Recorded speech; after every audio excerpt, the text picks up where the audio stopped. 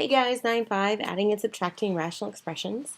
There are 3 examples for the first objective, which is to add and subtract rational expressions. Before we get started, let's do a quick review on this slide. If I wanted to add 1 over 6 plus 1 over 7, how would I go about doing that? Hopefully you said you need to get a common denominator. Okay, so how do we go about finding the common denominator? Well, 6 has factors 3 and 2, 7 is 1 and 7. There's nothing in common there. So the smallest number that both 6 and 7 go into would be 42. So we would multiply this top number, the numerator, by 7 and also the denominator by 7. And then we would need to multiply this denominator 7 by 6, and we would also need to do it up top. So then that gives us 7 over 42nd plus 6 over 42nd. And then we add the numerators together. 7 plus 6 is 13. All over the denominator we keep the same, which is 42. All right, so now let's apply this to the rational expressions. All right, so we're going to start by finding the least common multiples. So this is kind of a review built in to help you guys get that figured out. Just because this tends to be a more difficult topic, let's take a look at the textbook example. It says find the least common multiple of 4x squared minus 36 and 6x squared plus 36x plus 54. All right, so 4x squared minus 36 is 4 times x squared minus 9. X squared minus 9 is a difference of squares, so you have x minus 3 and x plus 3. And then 4 breaks down to 2 times 2. 6x squared plus 36x plus 54 has, each of those have a 6 in common, so you factor out the 6, and then this becomes 2 times 3 times x plus 3 times x plus 3. All right, so now the prime factor is the greatest number of times it appears in either expression. So there are 2 2's here, only 1 2 here. So that means we're going to take 2 2's. Put those down here. There's 1 3 here, but 0 3's here. 1 3 is more than 0, so we're bringing that 3 down. We have an x minus 3 expression here. We have no x minus 3 expression here. So 1x minus 3 expression is bigger than none, so that goes down there. And then x plus 3, there's 1 here, and then there's 2 here. So 2 is bigger than 1, so the 2 come down here. And then you multiply all this together. Typically, you're going to multiply the numeric values together and then just leave the algebraic expressions in their groupings. So 2 times 2 times 3 is 12. 12 times x minus 3, and then x plus 3 squared. So that would be the least common multiple. All right, so now let's take a look at these two. So we have 2x squared minus 8x plus 8, and then we have, let me move this guy, 15x squared minus 60. All right, so coming over here, 2x squared minus 8x plus 8, these each have 2 in common, so I'm going to factor that out. Right? And then what are factors of 4 that would give you a negative 4? Well, that would be x minus 2 and x minus 2.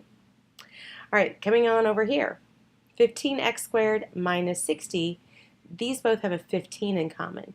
So we're going to factor out that 15, and then that's going to leave us with x squared minus 4. Well, x squared minus 4 is a difference of perfect squares. So then you have 15 times x minus 2, x plus 2. All right, so now we need to look at everything. All right, so the least common multiple. All right, so we have a 2 here. We have 15, which is 3 times 5. Well, 2 is not a factor of 15, so we know we have 2 times 15, right? Because 15 is not a factor of 2, obviously. All right, x minus 2. There's 2 x minus 2 expressions. Over here, there's 1 x minus 2 expression.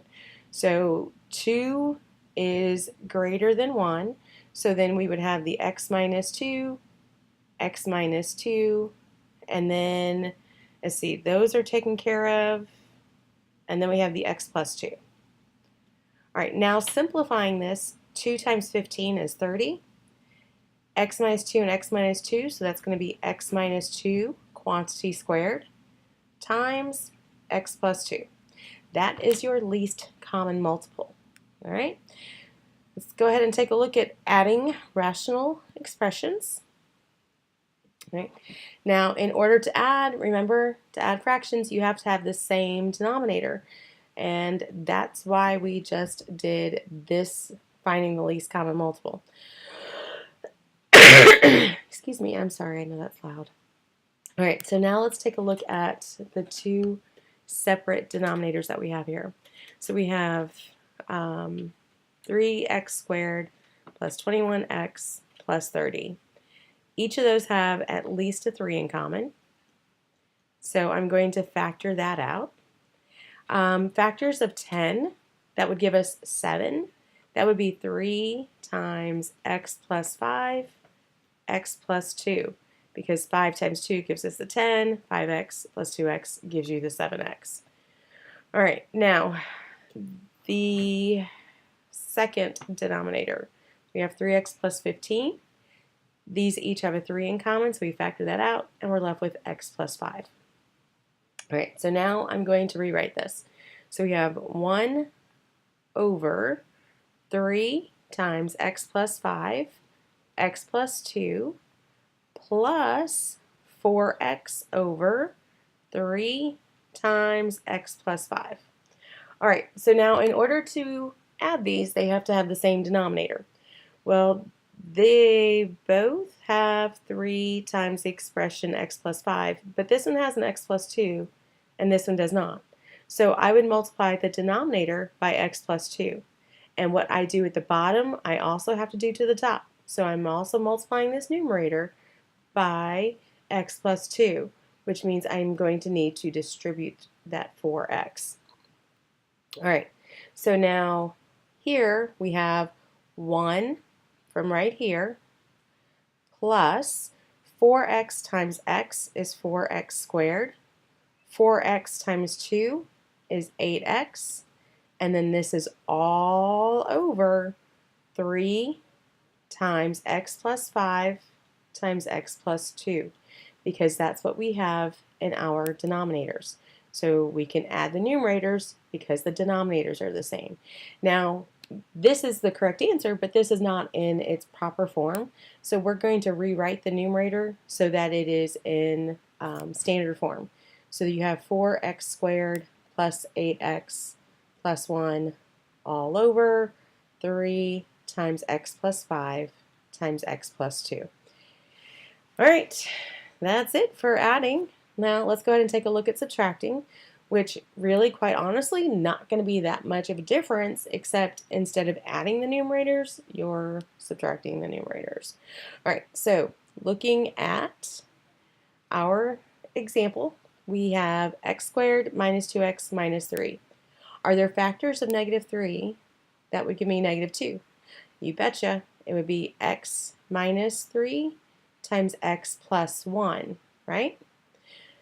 4x plus 4, they both have a 4 in common, so you would factor out a 4, and you have x plus 1. All right, so now I have 2x all over x minus 3 times x plus 1 plus 3 over 4 times the expression x plus 1. All right, so let's see what they have in common. They both have this x plus 1 in common, but you know what? This is not supposed to be plus. This is supposed to be minus. All right, so sorry about that.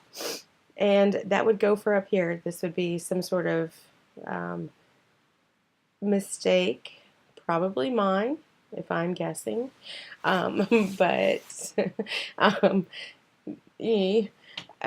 we're just going to make it subtraction since that's what this one up here is, right? Okay, so now back to what we were doing. So the x plus 1 is a common factor in the denominator. This one has an x minus 3, this one does not. So that means I need to multiply this denominator by x minus 3, and that looks horrible because of the way that it bundled. Okay, so we have x minus 3 in the denominator, so that means I also have to multiply the numerator by x minus 3. Okay, so now we both have x minus 3. The only thing we have on this side is the 4 that we don't have over here. So I'm going to multiply the numerator and denominator by that 4. So then we have the same denominator. So now in your denominator, you're going to have 4 times the expression x minus 3, x plus 1. And then in the numerator, you have 4 times 2x, which is going to be 8x, minus 3 times x, right? And then minus 3 times negative 3. Well, negative 3 times negative 3 is going to give you a positive 9, right? You got to be careful that you make sure you distribute that negative to this 3. So negative 3 times x, negative 3x. Negative 3 times negative 3, positive 9. Cleaning this up, we have 8x minus 3x, which is 5x. Then you have plus 9, and then that's all over the expressions 4 times x minus 3, x plus 1. And that's it, guys. So again, factoring plays a huge part in this, and then you also need to know the properties of adding, subtracting fractions, but I'm confident that you guys will do okay with this. All right, if you have any questions, please let me know.